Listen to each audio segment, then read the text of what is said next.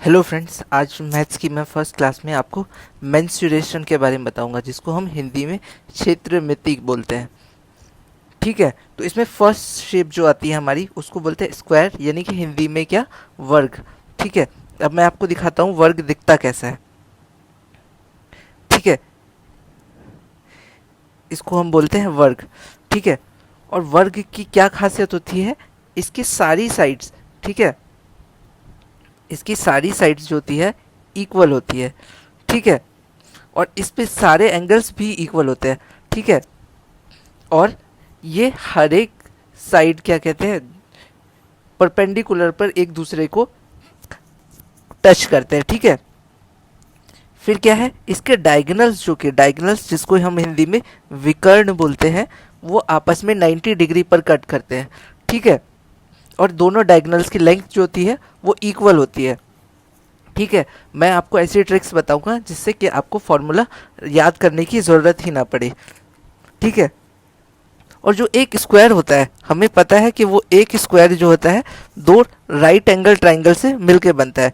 ठीक है, right angle triangle यानी कि समकोण त्रिभुज। ठीक है, दो राइट एंगल ट्राइंगल को अगर हम प्लस कर दे तो ये क्या बन जाता है, एक स्क्वायर बन जाता है। सेम अगर इनके क्या कहते हैं दो साइड्स, ठीक है, इनके अगर क्या कहते हैं दो साइड्स इक्वल है राइट एंगल ट्राइंगल के और उनको प्लस कर देते हैं तो वो एक स्क्वायर बन जाता है। ठीक है, उसी साइड की, उसी साइड्स के इक्वल का।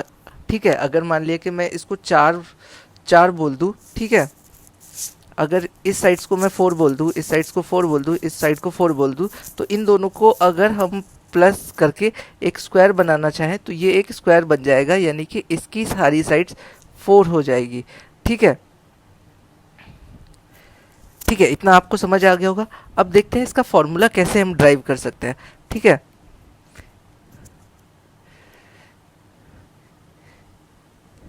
तो पहला फॉर्मूला है एरिया ऑफ स्क्वायर। मैंने अभी आपको बताया था कि इसकी सारी साइड्स इक्वल होती है, और जब भी इसके सारे एंगल्स जो होते हैं 90 डिग्री पर एक दूसरे से मिल, एडजेसेंट साइड जो होते हैं वो 90 डिग्री का एंगल बनाते हैं। एडजेसेंट साइड क्या होते हैं, ये। ठीक है, ये जब भी 90 डिग्री का एंगल बनाते हैं तो क्या करते हैं, हम दोनों साइड्स को अगर मल्टीप्लाई कर देते हैं तो हमको एरिया पता चल जाता है। ठीक है, तो अगर मैं यहाँ पर s इंटू एस करूँ तो ये क्या बन जाएगा, एस स्क्वायर। क्यों, क्योंकि सारी साइड्स तो इक्वल है, सारी साइड्स एस ही है। ठीक है, अब आगे देखते हैं पेरीमीटर कैसे निकालते हैं। क्योंकि इसकी सारी साइड्स इक्वल है तो मैं अगर S plus S plus S plus S S करूँ तो ये क्या हो जाता है, 4s। ठीक है, यानी साइड्स क्या हो जाता है, अगर मैं 4 से साइड को इंटू कर दूँ तो वहाँ से मेरे को इसका पेरीमीटर मिल जाता है। ठीक है, और इस लेक्चर के नोट्स आपको नहीं मिल पाएंगे क्योंकि ये मैं बोर्ड पे पढ़ा रहा हूँ। ठीक है, आगे देखते हैं डायगोनल इसका कैसे निकालते हैं। ठीक है, एक चीज़ याद रखिए जो मैंने अभी आपको बताया था कि एक स्क्वायर दो राइट एंगल ट्राइंगल के बराबर होता है। ठीक है, तो ये राइट एंगल ट्राइंगल हो गया। ठीक है, अब इसका डायगोनल निकालना है, यानी ये वाला हिस्सा निकालना है। ठीक है, तो वो कैसे निकालेंगे, हमको पाइथागोरस थ्योरम पढ़ी थी जिसका फॉर्मूला क्या होता है, एच स्क्वायर यानी कि हाइपोटेनियस का square is equals to base का स्क्वायर प्लस परपेंडिकुलर का स्क्वायर। ठीक है, यानी कि कर्ण का स्क्वायर बराबर आधार का स्क्वायर प्लस लंब का स्क्वायर। ठीक है, तो क्योंकि इसकी सारी साइड्स इक्वल होती है, ठीक है, तो ये a हो गया, ये भी a हो गया। ठीक है, और ये वाली साइड्स हमको निकालनी है, यानी हाइपोटेनियस हमको निकालना है। तो h इज इक्वल्स टू क्या हो गया, H square is equals to A का स्क्वायर प्लस ए का स्क्वायर। ठीक है, तो ये क्या हो गया, H square is equals to 2a square. ठीक है, यहाँ पर जो स्क्वायर है वो उस तरफ जाता है, ठीक है, ऑपोजिट साइड जाता है, तो जिसके ऊपर स्क्वायर नहीं है, यानी 2 के ऊपर स्क्वायर नहीं है तो वो अंडर रूट में गया, और स्क्वायर से अंडर रूट कैंसिल होता है तो ए का स्क्वायर हट जाएगा, सिर्फ ए आ जाएगा। तो जब डायगोनल निकालेंगे हम स्क्वायर का तो वो क्या आएगा 2a, किस तरीके से, पाइथागोरस थ्योरम से। ठीक है, इतना समझ आ गया आपको। आगे चलते हैं। अगला फॉर्म आता है हमारा, उसको बोलते हैं रेक्टेंगल। ठीक है, रेक्टेंगल इस फॉर्म का होता है। ठीक है, इस तरीके से दिखता है। इसकी सम्मुख भुजाएं यानी कि आमने सामने की भुजाएं बराबर होती है। ठीक है, ये भी क्या करते हैं, एडजस्टेड एंगल जो होते हैं वो 90 डिग्री का एंगल बनाते हैं। यहाँ पर ये देखते हैं 90 डिग्री के सारे एंगल होंगे। ये भी दो राइट एंगल ट्राइंगल से मिलके बना होता है। ठीक है, और इसका जो एरिया हम निकालते हैं, क्योंकि ये सारे एडजस्टेड एंगल 90 डिग्री का एंगल बना रहे हैं, तो एडजेसेंट साइड जो है 90 डिग्री का एंगल बना रहे हैं, तो हम इसका एरिया भी कैसे निकालेंगे, लेंथ इनटू ब्रेथ करके। एडजेसेंट साइड आपको समझ आ रहा होगा कि जैसे कि ये वाली साइड इसके एडजेसेंट है, ये वाली साइड इसके भी एडजेसेंट है और इसके भी एडजेसेंट है। ठीक है, तो जब हम एरिया ऑफ रेक्टेंगल निकालेंगे तो दो साइड्स को प्लस कर देंगे। हमें पता है ये एल होता है, ये भी एल होता है। ठीक है, एक मिनट, ये दोबारा से मैं आपको बताता हूँ। Clear screen. ठीक है, तो इसको अगर मैं L बोलूँ, इसको B बोलूँ, इसको L, इसको B, तो इसका एरिया कैसे निकलेगा, L इंटू बी, ये आ गया एरिया। ठीक है, अब मेरे को सिमिलरली इसका पेरीमीटर निकालना है। ठीक है, तो पेरीमीटर कैसे निकालेंगे हम, पेरीमीटर निकालने के लिए अभी हमने क्या करा था, सारी साइड्स को प्लस कर दिया, तो यहाँ भी वही करेंगे। 2 बार L है यानी L प्लस L, 2 बार B है यानी B प्लस B। अब L प्लस L क्या हो गया 2L, B प्लस B क्या हो गया 2B। ठीक है, अब मैं यहाँ से 2 अगर कॉमन ले लूँ तो ये क्या हो जाएगा L प्लस B, ये क्या हो गया पेरीमीटर ऑफ रेक्टेंगल। ठीक है, आगे बढ़ते हैं। ठीक है, अगली फिगर जो है हमारी ट्रायंगल है। ट्रायंगल दो तरीके के ट्रायंगल होते हैं, on the basis of angle, on the basis of side. ठीक है, साइड के आधार पर भी हम निकाल सकते हैं, यानी भुजाओं के आधार पर भी ट्रायंगल निकाल सकते हैं, और दूसरा हम कोण के आधार पर यानी एंगल के आधार पर भी निकाल सकते हैं। ठीक है, तो सबसे पहले देखते हैं हम कोण के आधार पर यानी कि एंगल के बेसिस पे। एंगल के बेसिस पे 3 तरीके के ट्रायंगल होते हैं। पहला होता है राइट एंगल ट्रायंगल, जो कि ठीक है, जो कि इस तरीके से दिखता है, जिसमें कि एक एंगल जो होता है वो, ठीक है, ये एक एंगल जो होता है वो 90 डिग्री का होता है। ठीक है, और बाकी 2 एंगल जो होते हैं 90 डिग्री से छोटे होते हैं। ठीक है, दूसरा ट्रायंगल जो होता है उसको हम बोलते हैं अक्यूट एंगल ट्रायंगल। ठीक है, acute angle triangle. Acute angle triangle क्या होता है, जिसकी सारे एंगल जो होते हैं वो 90 डिग्री से छोटे होते हैं। ठीक है, लेस देन 90 डिग्री सारे एंगल्स। ठीक है, और तीसरा एंगल जो होता है हमारा उसको बोलते हैं हम ऑब्ट्यूज एंगल ट्रायंगल यानी कि अधिक कोण त्रिभुज। ठीक है, पहला समकोण हो गया। ठीक है, अब ये अधिक कोण त्रिभुज है। ठीक है, तो अधिक कोण त्रिभुज क्या होता है कि जिसमें एक एंगल जो होता है, ठीक है, जिसमें कि एक एंगल जो होता है वो हमारा 90 डिग्री से ज़्यादा का होता है, और बाकी एंगल जो होते हैं वो 90 डिग्री से छोटे होते हैं। जैसे कि इसमें देख सकते हैं हम, ये वाला एंगल जो है, ये वाला एंगल जो है ये हमारा मान लिया कि 110 है, तो बाकी 2 जो होंगे, क्योंकि हमें पता है ट्रायंगल के तीनों कोणों का योग जो होता है 180 डिग्री होता है, यानी कि sum of all 3 angles of a triangle is equals to 180 degree. तो अगर ये 110 हो गया तो दोनों एंगल 90 से छोटे ही होंगे। ठीक है, ये हो गया triangle on the basis of angles. ठीक है, अब हम देखते हैं on the basis of side. ठीक है, भुजाओं के आधार पर ट्रायंगल कितने तरीके के होते हैं।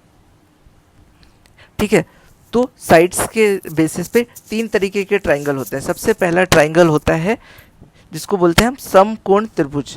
ठीक है, समकोण त्रिभुज या राइट एंगल ट्रायंगल, सॉरी ये मैं आपको बता चुका हूँ on the basis of angle. तो अब हम on the basis of side करने वाले थे। ठीक है, तो on the basis of side जब मैं बताऊंगा आपको, तो सबसे पहला होता है इक्विलैटरल ट्राइंगल। ठीक है, इक्विलैटरल ट्राइंगल क्या होता है, जिसमें कि सारी साइड्स जो होती हैं वो बराबर होती है। ठीक है, मैं आपको दिखा देता हूँ किस तरीके का दिखता है इक्विलैटरल ट्राइंगल। ठीक है, इस तरीके का, जिसकी सारी साइड्स इक्वल होती है। ठीक है, इसको बोलते हैं हम इक्विलैटरल ट्राइंगल। दूसरा होता है हमारा ऑब्ट्यूज एंगल ट्राइंगल। ठीक है, ऑब्ट्यूज एंगल ट्राइंगल जो कि इस तरीके से दिखता है, जिसकी दो साइड्स इक्वल होती है और तीसरी साइड डिफरेंट होती है, उसको बोलते हैं हम ऑब्ट्यूज एंगल ट्राइंगल। ठीक है, यानी समद्विबाहु त्रिभुज। ठीक है, तीसरा होता है हमारा स्केलेन ट्राइंगल। ठीक है, यानी विषम बाहु त्रिभुज। ठीक है, तो अब मैं दिखा देता हूँ आपको विषम बाहु त्रिभुज कैसे दिखता है, जिसकी कि एक भी साइड इक्वल ना हो। ठीक है, इसको बोलते हैं हम विषम बाहु त्रिभुज या कि स्केलेन ट्राइंगल। ठीक है, अब देखते हैं इसके फॉर्मूला क्या क्या होते हैं। पहला, ट्राइंगल का अगर फॉर्मूला निकालना हो तो हम क्या करते हैं, बेस और हाइट को मल्टीप्लाई कर देते हैं। ठीक है,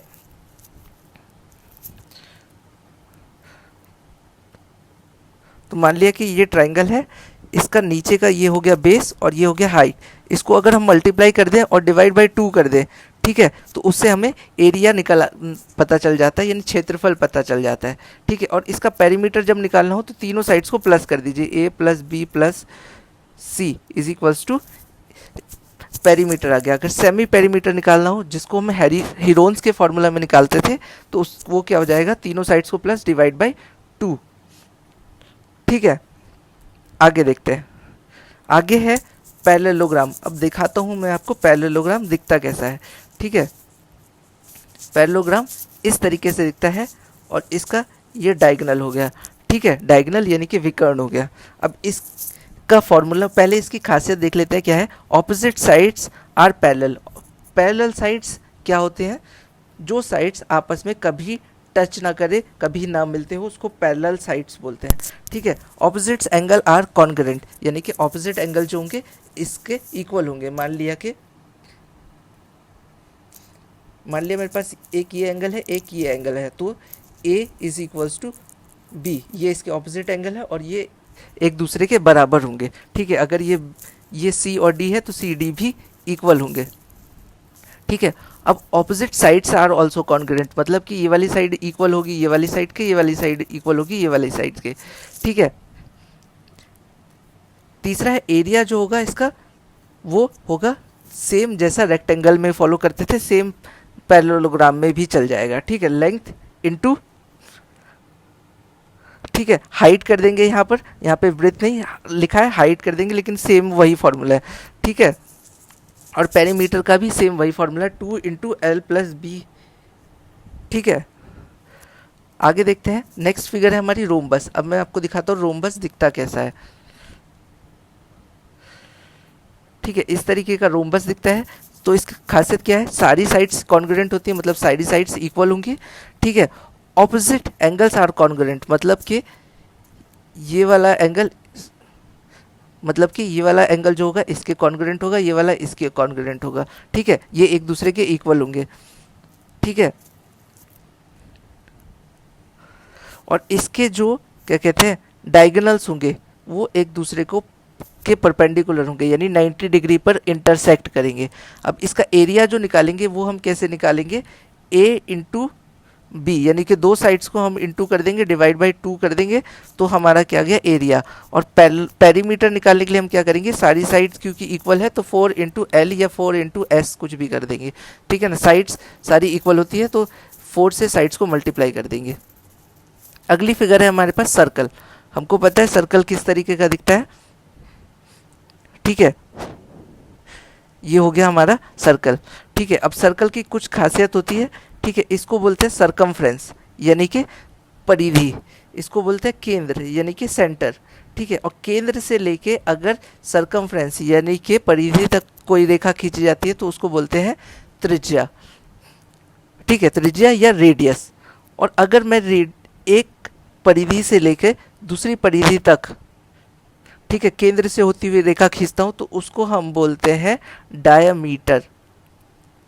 ठीक है, और जो डायमीटर होता है वो रेडियस का डबल होता है, यानी त्रिज्या का डबल होता है ये। ठीक है, इतना आपको समझ आ गया होगा। आगे हम देखते हैं। ठीक है, कुछ फॉर्मूला होता है इसका। इसका जब भी एरिया निकालते हैं तो एरिया इसका क्या होता है, पाई आर स्क्वायर। ठीक है, और इसका सरकमफ्रेंस कैसे निकालते हैं, वो होता है हमारा 2 पाई आर। ठीक है, कई लोग इसको पाई डी भी लिखते हैं, यानी कि आर का डबल कर देंगे तो डायमीटर बन जाता है, तो पाई डी भी लिखते हैं कई लोग इसको। ठीक है, सेमी सर्कल करेंगे तो सीधा जो भी सर्कल का फॉर्मूला होता था पाई आर स्क्वायर उसको आधा कर देंगे। ठीक है, यानी पाई आर स्क्वायर डिवाइड बाई 2। ठीक है, लेंथ ऑफ आर्क निकालना हो हमारा। ठीक है, लेंथ ऑफ आर्क का मतलब क्या होता है मैं आपको बताता हूँ। ठीक है, लेंथ ऑफ आर्क यानी कि अगर मेरे को ये निकालना है तो मैं सीधा क्या करूँगा, 2 पाई आर थीटा। ठीक है, डिवाइड बाई 360। और थीटा क्या होता है हमारा, जो एंगल यहाँ पर बनेगा। ठीक है, मान लिया कि ये एंगल गिवन है, मान लिया कि सेंटर पे ये एंगल गिवन है, तो ये थीटा हो गया। ठीक है, थीटा यानी कि कोई भी एंगल। अब अगर मेरे को सेक्टर निकालना है, दो तरीके के सेक्टर हो सकते हैं सर्कल में।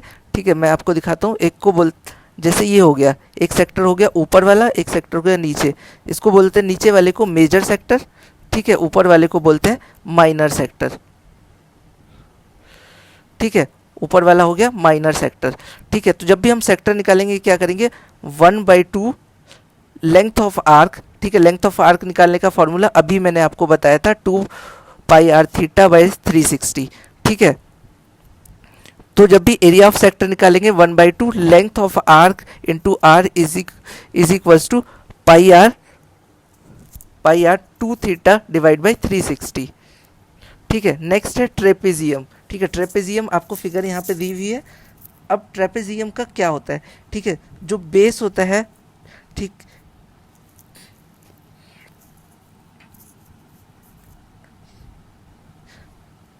ठीक है, ट्रेपेजियम का जो बेस और टॉप का फिगर होता है वो एक दूसरे के पैरेलल होता है, मतलब कि एक दूसरे को कभी टच नहीं करेगा। और जो एरिया निकालते हैं वो कैसे निकालेंगे, पैरेलल साइड्स को प्लस कर देंगे और उसे हाइट से इंटू कर देंगे। ठीक है, जैसे कि मान लिया कि ये मेरा पैरेलल साइड है, नीचे वाला और ऊपर वाला। ठीक है, तो इन दोनों को प्लस कर देंगे, यानी L प्लस L2, इसमें हाइट से इंटू कर देंगे और डिवाइड बाई 2 कर देंगे, या फिर मल्टीप्लाई बाई 1/2। ठीक है, और पेरीमीटर क्योंकि वैसे ही निकालेंगे सारी साइड्स को प्लस करके। नेक्स्ट है, अगर हमको पाथ वाला क्वेश्चन आता है, सबसे ज़्यादा क्वेश्चन यही पूछा जाता है, पाथ वाला। ये दो तरीके से होता है, इनर पाथ और आउटर पाथ। अगर मेरे को एरिया ऑफ पाथ निकालना है सिर्फ, ठीक है, तो एरिया ऑफ पाथ कैसे निकालूंगा, लेंथ प्लस ब्रेथ। ठीक है, माइनस विड्थ इनटू विड्थ। ठीक है, इससे निकल आएगा मेरा पाथ का। ठीक है, अक्रॉस, जो कि मिडिल से होता हुआ जा रहा है। ठीक है, यानी कि ये इनर पाथ वाला हो गया। फिर ये वाला दिखते हैं, ठीक है, सॉरी, ये वाला अक्रॉस पाथ वाला फॉर्मूला था। अब देखते हैं इनर पाथ वाला फॉर्मूला। इनर पाथ वाले फॉर्मूले में सीधा एरिया कैसे निकालेंगे, L plus B minus 2W into 2W।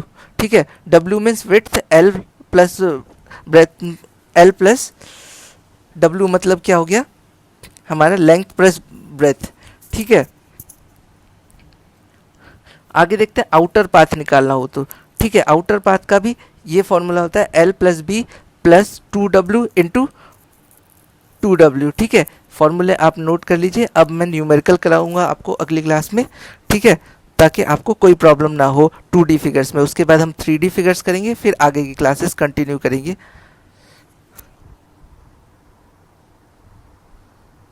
ठीक है, थैंक यू सो मच। और अगर अभी भी आपने मेरा चैनल सब्सक्राइब नहीं किया है तो प्लीज़ सब्सक्राइब माई चैनल।